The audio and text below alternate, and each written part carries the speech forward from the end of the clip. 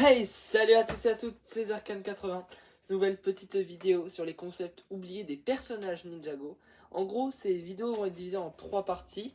La partie 1 sera sur tout ce qui est personnages, partie 2 sur les sets, et partie 3 sur des saisons oubliées ou des choses de l'histoire modifiées. Donc on va commencer tout de suite. Le saviez-vous, au tournoi des sources, à la base, il y avait un maître élémentaire du temps, un maître élémentaire du cristal, un maître élémentaire du magnétisme, mais ils ont été tous retirés de cette saison. En plus, il y avait aussi un maître de l'eau. Donc Lar, voici une photo de Lar. On voit qu'il y avait un combat contre Kai. Peut-être le moment où Kai aurait été éliminé. Bref, passons à Griffin Turner. Tout le monde aime Griffin Turner. Bah voici à quoi il doit ressembler à la base. On voit vraiment, il avait une coupe afro, je crois, un peu. Avec une petite barbe. La même que moi, autrement dit, mais voilà. Puis, nous avons donc Pal, Mr. Pale, qui avait un design avec une genre d'écharpe.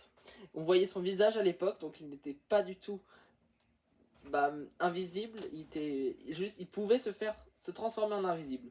Ce qui est étrange, c'est que vu qu'il était dans la gamme Ultra Agent, pourquoi on a refait son design?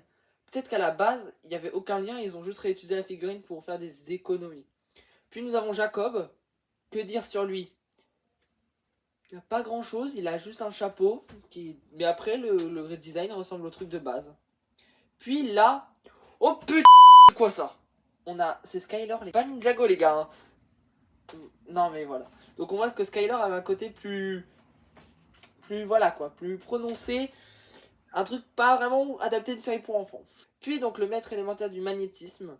Un mec un peu fou, on voit avec son grand sourire. Nous avons Pixal, on voit que Pixal était un peu plus mécanique, n'était pas totalement détruite, mais mécanique durant la saison 4. Puis nous avons Gravis, on voit qu'il avait plus de cheveux, mais donc on voit que Gravis avait une calvitie plus existante, parce qu'il a un bandeau qui cache, je pense, sa calvitie. Moi je pense Gravis, les gars, il est chauve. Mais bref. Et donc on voit que ses cheveux flottaient avec lui, sa tenue aussi. Et donc on voit un maître élémentaire du temps avec une horloge un petit peu comme celle de Sensei Wu en saison 7. Peut-être que les concepts ont été réutilisés justement pour plus tard.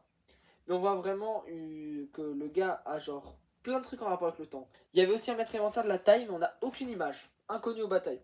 Le maître élémentaire des cristals, j'aurais bien aimé l'avoir parce qu'honnêtement il est cool. Genre il a tous les cheveux en pique. Ouais, moi j'ai pas les cheveux en pique, donc je peux pas le faire, mais... Donc on voit qu'il a les cheveux en pique, il a les bras en pique, et on voit que ce n'est pas un humain, ou que son pouvoir élémentaire l'a transformé. Nous avons aussi un maître élémentaire de je ne sais quoi, peut-être un ancêtre de la fumée, mais on voit qu'il y a un truc sur lui, peut-être du slime. Donc voilà, peut-être un maître élémentaire du slime. De la lave, non je pense pas.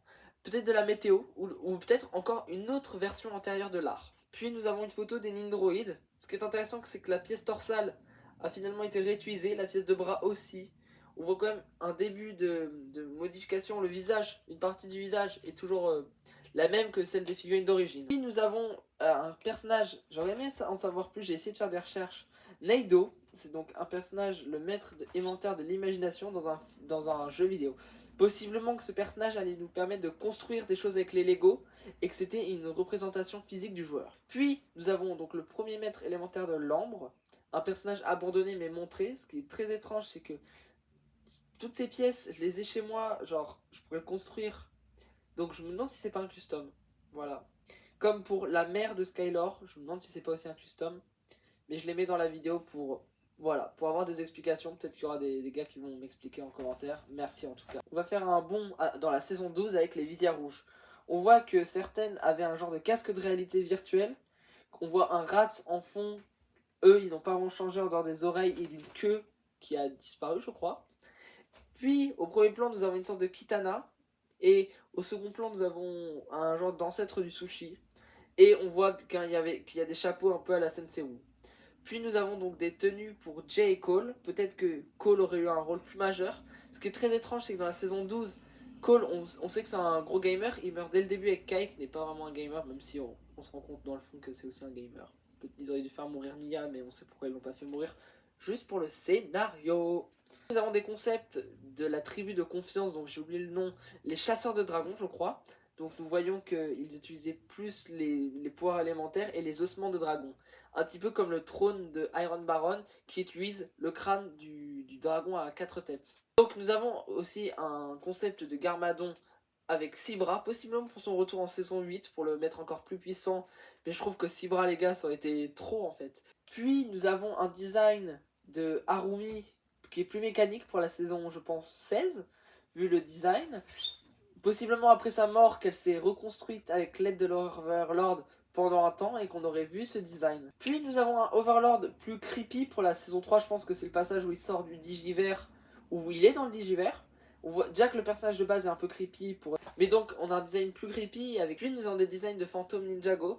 On voit que là ils étaient vraiment partis en folie, vraiment des fantômes gros, des petits, des minces. On a plein de designs et ça aurait été, je pense, intéressant de voir ça, car j'avoue que tous les fantômes dans la saison 5, ils se ressemblent un peu tous. Au bout d'un moment, il y en a 4 avec la même cagoule, 5 avec le même masque. Voilà, ça aurait été sympa. Donc Rapton, à un moment de développement, on voit qu'il était animal, donc possiblement qu'Imperium était une cité animale et pas une cité technologique. Puis nous avons Sora, à un moment de développement, on voit qu'elle a le loup de Akita, donc possiblement que elle aurait tué Akita, ou que c'était juste un clin d'œil, mais heureusement qu'ils l'ont changé parce que je pense qu'il y aurait eu beaucoup de questions qui se seraient posées. Puis nous avons un style d'Arin assez ressemblant à Nelson en saison 16, je trouve. Donc heureusement ils n'ont pas utilisé ce style-là. Puis nous avons aussi un Ryu. On voit que Ryu à la base aurait été fait en briques, parce qu'on voit que des briques sur sa tenue. Heureusement ils l'ont fait en bout de plastique, parce que faire ça à tous les sets de la saison 1, insupportable. Non merci les gars. Puis nous avons un design de Raz et Rapton ensemble. Donc on voit vraiment qu'Imperium devait, je pense, être à la base une cité animalière. Une cité avec donc des animaux et pas une cité technologique. Bref, si cette vidéo t'a plu, c'était Zerkan80. N'hésite pas à aller voir les 2 prochaines parties quand elles seront sorties, donc les sets et les moments d'histoire changés ou les saisons annulées. C'était Zerkan80, à la prochaine, à plus.